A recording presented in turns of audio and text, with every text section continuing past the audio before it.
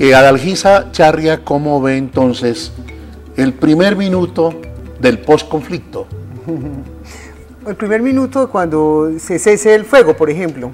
No, es una dicha que se acaben las balas. Bueno. Es una dicha. Yo creo que allí tenemos que empezar a abordar la paz. Abordar la paz.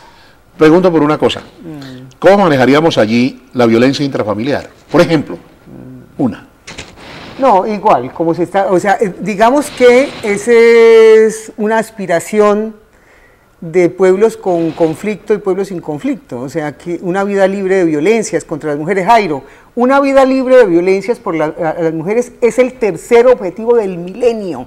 El problema es tan grave que los países y los gobiernos se sientan a decir cuáles son nuestros primeros conflictos, y el primero es el hambre.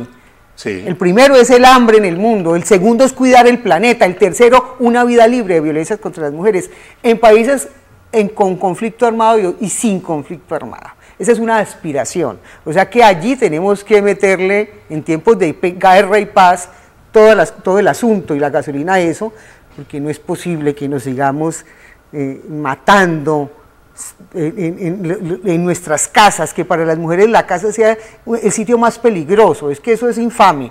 Entonces, bueno, esto lo vamos a tener que solucionar.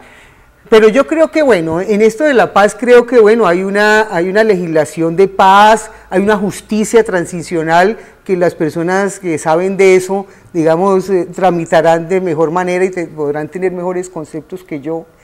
Pero creo que a las mujeres nos hace, digamos, que podemos, nuestra agenda no la tramitan los agentes armados. La agenda de las mujeres, no creo que ni Timochenko ni el señor de la calle lo van a tramitar por nosotras. O sea, nosotras tenemos que tramitar nuestra agenda también, ¿no? Las mujeres. Y efectivamente, allá hay temas tan importantes y tan profundos como el amor, pensar el amor, ¿no es cierto? Temas tan importantes como el cuerpo, como territorio, temas tan importantes como el cuidado del planeta, la redistribución de la riqueza, ¿no es cierto? Las mujeres tenemos el armamentismo, que es terrible, bueno, y problemas concretos, digamos, de este conflicto, que tenemos que ver, la minería, lo que está haciendo con nuestro territorio, sí, los modelos de desarrollo, en fin. Tenemos una agenda grande, una agenda política que efectivamente la estamos tramitando y hay que seguirla hablando en el segundo minuto y desde ya. Sí, la Corte Constitucional tuvo un fallo, y hay unas cosas ahí que el procurador pues dice no al aborto en 3 determinaciones. Ese es un logro, eso realmente se ha conseguido. Precisamente como me hablas, un territorio es el cuerpo de la mujer sagrado y ella lo maneja. Tiene que ser así. Mire, ¿has visto qué es lo que le dice? El procurador es un hombre de fe, es un hombre que tiene sus concepciones religiosas. Eso es respetable, pero nosotros estamos en un Estado laico. Es muy importante el Estado laico para las mujeres y para los derechos de las minorías y para los derechos de mucha gente. El Estado va a ser laico. Si para ti, Jairo, es pecado ciertas cosas, pues no lo haces, porque tu convicción, para ciertas religiones comer carne de cerdo es pecado, pues entonces no la coma. Pero yo que no soy de la religión, pues sí, es distinto para mí. Entonces los estados laicos son importantes y lo que ha hecho el procurador es confundir eso. Y entonces cuando el procurador, por sus circulares y en declaraciones públicas, dice que la pastilla del día después es abortiva, pues eso no es así, señor procurador, y ya se lo dice, digamos, los científicos. El procurador, como no está de acuerdo con la terminación del embarazo, en esas causas, por ejemplo, de la violación, imagínate. La violación, sí. Una mujer violada en el conflicto armado, pues entonces un Estado que la obliga pues a tener ese hijo. Sí. En fin. Eso afortunadamente en Colombia es posible interrumpir el embarazo cuando es producto de una violación o está... digamos, es el logro en los términos en que antes no lo había y ahora lo hay. ¿Se está cumpliendo en este momento, Adalgisa?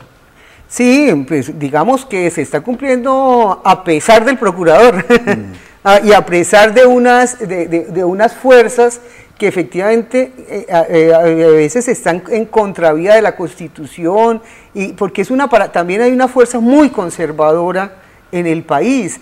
Entonces, estos son avances de la democracia, o sea, que a la mujer que está en peligro de muerte, pues se le dé prioridad a la mujer y no a una criatura que todavía no se sabe qué es. ¿Sí me entiendes?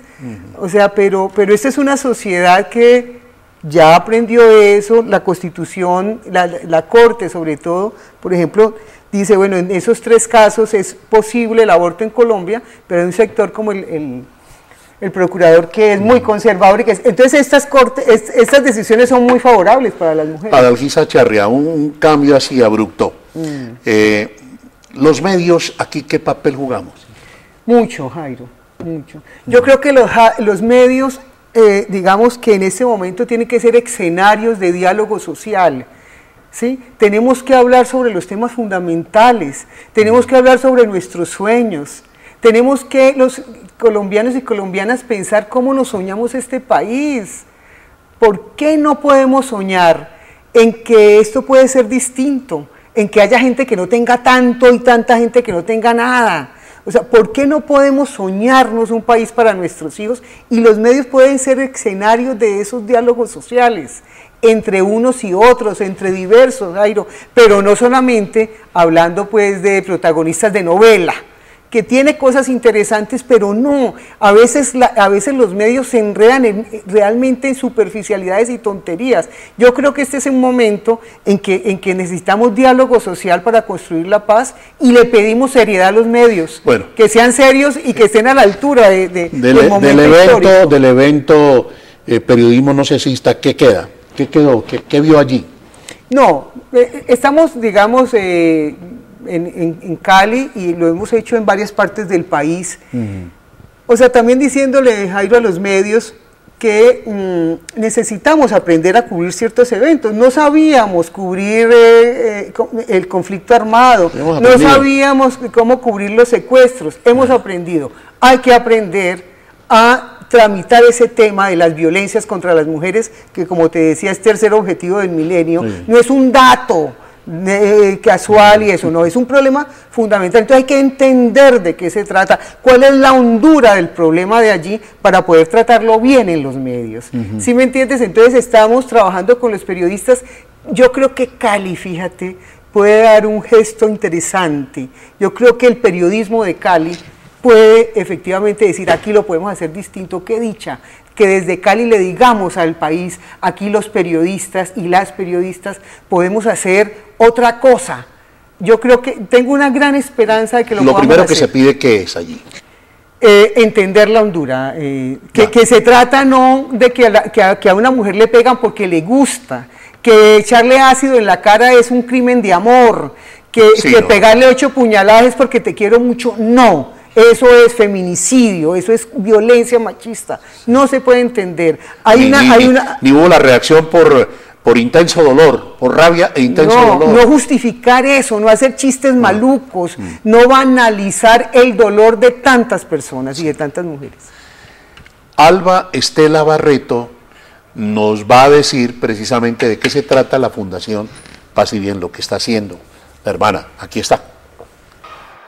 Paz y Bien es una ONG de base que comenzó como un grupo de mujeres que se constituyó aquí en la Comuna 14 de Agua Blanca, y se denominó inicialmente Casa de las Mujeres.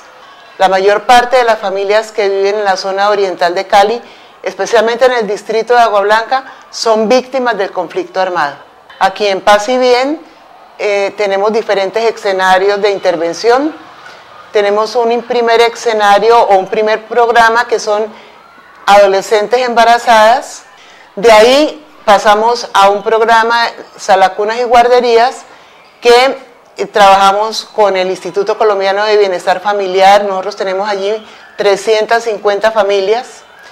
Luego, hace 10 años, 12 años, empezamos a trabajar con niños y jóvenes de las pandillas. En este año tenemos 10 casas con una población aproximada de 500 jóvenes. Fuera de eso, trabajamos con familias en situación de desplazamiento forzado, la mayoría de ellas víctimas del conflicto. Y luego tenemos un programa muy amplio de nueva economía social.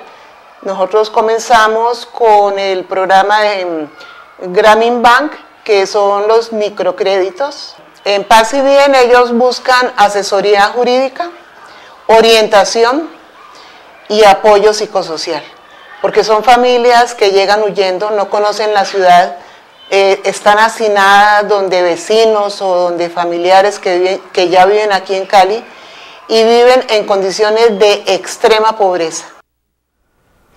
Fíjate que indudablemente esa experiencia de las mujeres de Agua Blanca es maravillosa. Eso es hacer paz en la práctica.